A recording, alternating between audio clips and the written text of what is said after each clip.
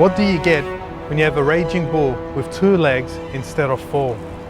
I'm talking about a car with no roof, a Spider with 10 raging cylinders, and we're about to take it for a spin.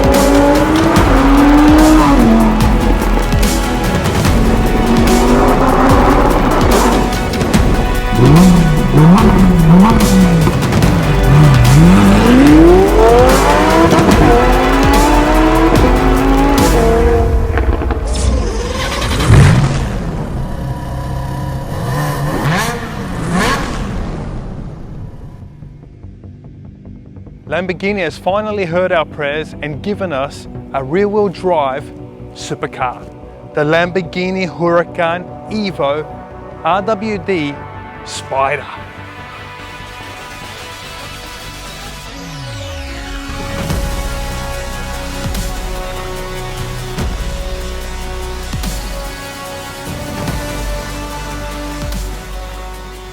This car here looks absolutely gorgeous in person.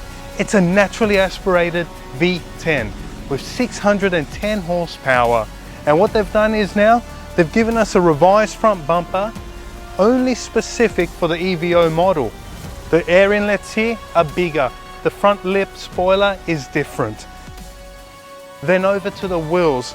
We've got 19-inch wheels with 245 wide tires, but we have 8 piston calipers and cast iron stainless steel rotors, which is different. Ceramic rotors are still an option on a car like this, but you would have 6 piston calipers up front. Over to the rear, we have 4 piston calipers, again cast iron rotors, and 305 wide tires. So they're still wide, still thick. They still lay some track onto the road.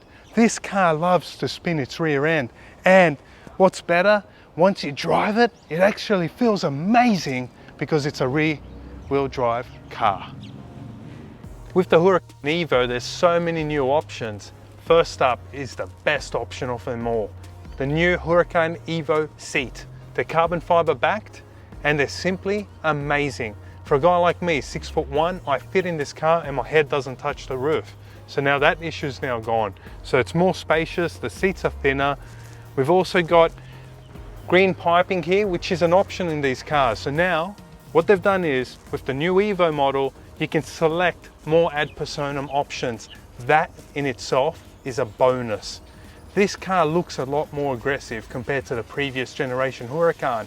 And I can tell you now with the new HMI, the human machine interface, it's absolutely simply amazing. This car is easy to use. It's got better multimedia setup, the sound system sounds better, the driving dynamics are a lot better, and the interior cabin looks a lot sweeter.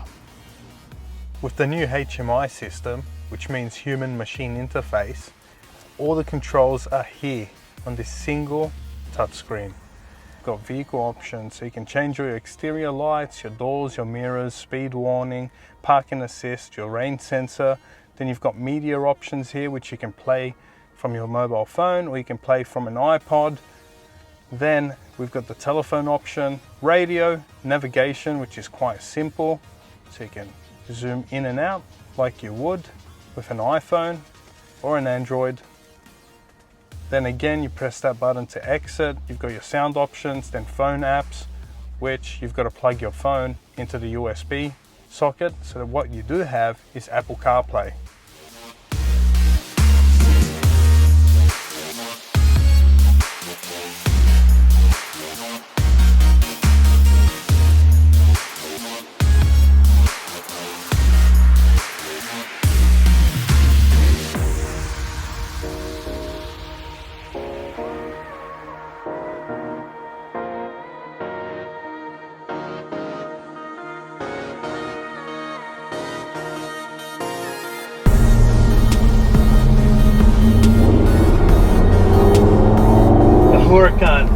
610 horsepower, 0 to 100 kilometers in only 3.5 seconds.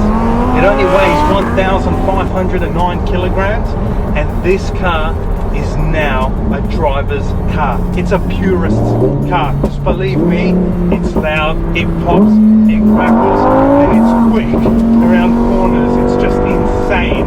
I love the way it feels with the rear wheel drive, because that rear rev kicks out every now and then. It sounds intoxicating.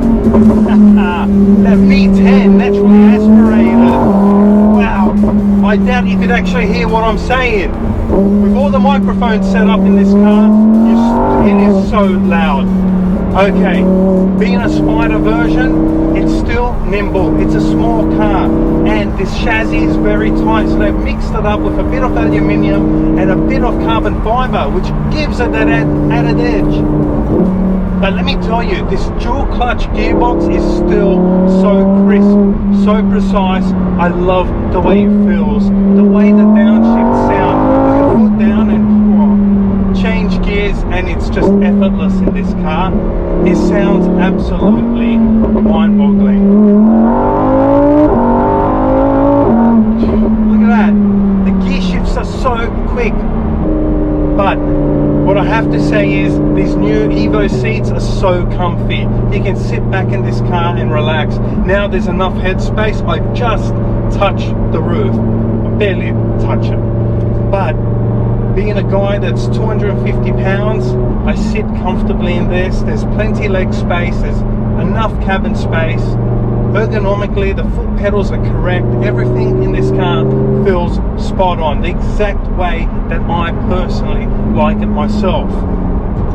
But what I do have to say is that with this rear wheel drive setup, they've removed the all-wheel drive steering. So now the rear wheels don't steer, and everything has become an option. So the brakes are now still brakes. Everything is very simplified. Being a car that weighs 1,509 kilos, it weighs less than the all-wheel drive version, which weighs 1,550 kilograms. But overall, it feels really, really great on the road. It hugs the road. You do have that limited slip where it actually allows you to drift around corners. So this new system is called Performance Traction Control System, which is PTCS. It's a whole new system. It's different to the all-wheel drive setup, where you can actually now drop your gears, put it in your sport mode, and you can put your foot down, and then it kicks out around corners. It gives it that little slip, which actually feels really great. But it's so aggressive. This car is very aggressive, and the way it hugs the road, oh, bellissimo. I got to say, it feels great. And the braking power, being stainless steel brakes, still work immaculately. Wow.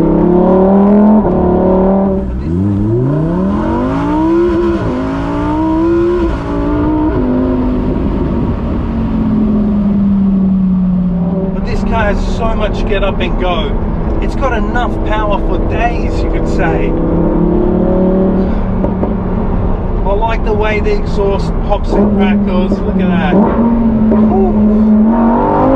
The sound of a V10, and somehow it's got enough get up and go, being a rear wheel drive car, without that all wheel drive, without the power at the front. It still grabs and goes. But it definitely is a driver's car. It is a purist's car, and that is what I've got to applaud Lamborghini for, because this weight distribution of 40 to the front, 60 to the rear is spot on. It actually feels better than a car with a 50-50 weight distribution, in my opinion. It's actually a fun car. This is a fun Lamborghini to drive.